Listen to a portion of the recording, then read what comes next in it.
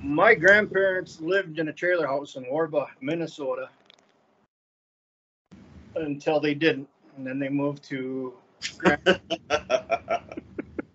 and we still had their trailer house in Warba was still in the family, and my uncle decided that the kitchen side corner was drooping too much. The whole trailer house was sagging, so he wanted to jack it up so the whole thing was level, and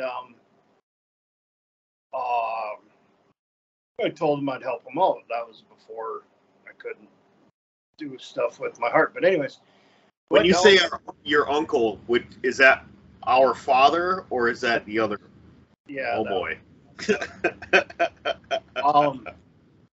So yeah, we go down there, and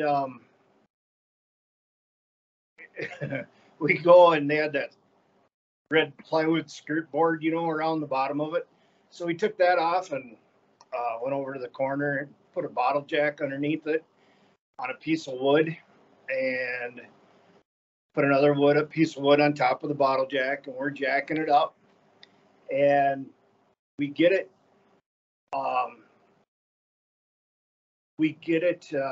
Up where it was level. Start putting blocks underneath it to rest it on, and we were like a half inch too high. The last board we needed, it was a half inch too high to make it all work. So I had the bright idea. I mean, I'm smart sometimes. Instead of just jacking it up that half inch, but I left it alone because it was level. I thought, well, I'll take the handle out for the jack, use that as a hammer, and pound that board in. As soon as I took the handle out of the jack, the part that does the pivoting went straight up in the air.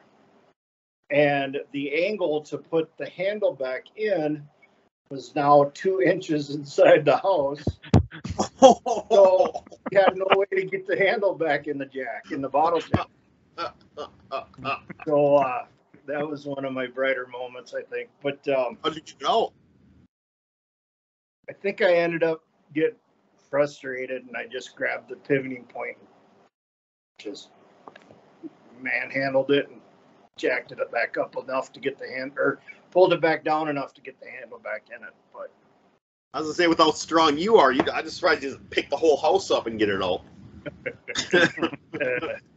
Yeah. So yeah. So that did it make a hole in the floor? No. Okay. No. Imagine Grandma walking through, all of a sudden, big hole comes through the floor. Yeah.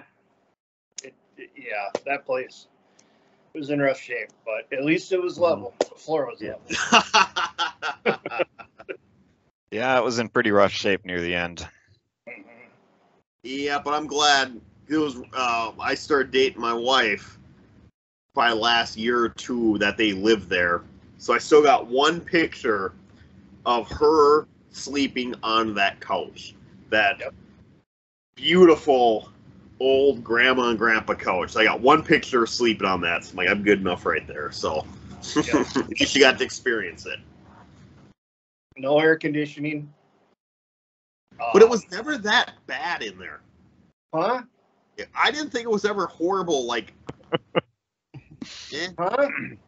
You didn't spend that much time in there, Bob. He did. He's just. I think the heat stroke got to him. Yeah. Well, I didn't think it was like sleeping there. I never maybe I'm thinking more at night then, but it didn't seem horrible when I slept in that back room. It was nice and cool back there. Yeah, you remember during the day they would have the fan cranked, they would have every single window covered, and it would be like nearly pitch black inside the house just trying to keep it cool. And Grandpa'd be sitting there with the shirt open. Yep. What about God, when I was a kid, between the heat and the mosquitoes in that place, it was pretty miserable. Mm-hmm. Hey, Tippy, what about our other grandparents? So, too, the other house in Warba. Was that one hot, too, in the winter? The summer, you mean? Well, Sure. The summer. Yeah, the summer. Yeah, was that one hot in the summer? Yeah, as I recall. I don't remember what they had there either. But it's Well, the ceiling fan in the living room, and then usually at least one of the oscillating fans. Yeah. Well, yeah, it was hot in there, but I always remember Bob.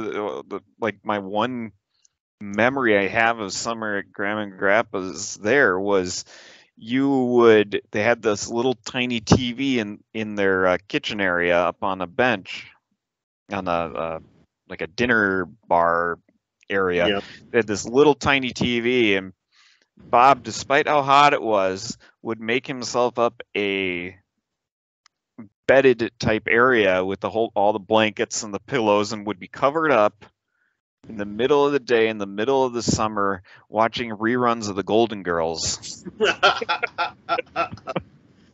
Well, it was nice and cool there because it had a little fan too. It was on the floor in the kitchen, and plus I'd read books there too. So poor Grandma and Grandpa, 70-some years old, tripping over me. You have brought so much joy to people's lives, Bob. Oh, I know. Yeah. I know. I just like to give back. Thanks for watching this clip from the Four Roads Out of Warba podcast. We broadcast weekly on YouTube, and I hope to be posting more of these short clips over the upcoming days and weeks, and I hope you'll check them out and check out our full podcast as four friends and family members share more wacky and hilarious stories from our lives. Thanks for watching.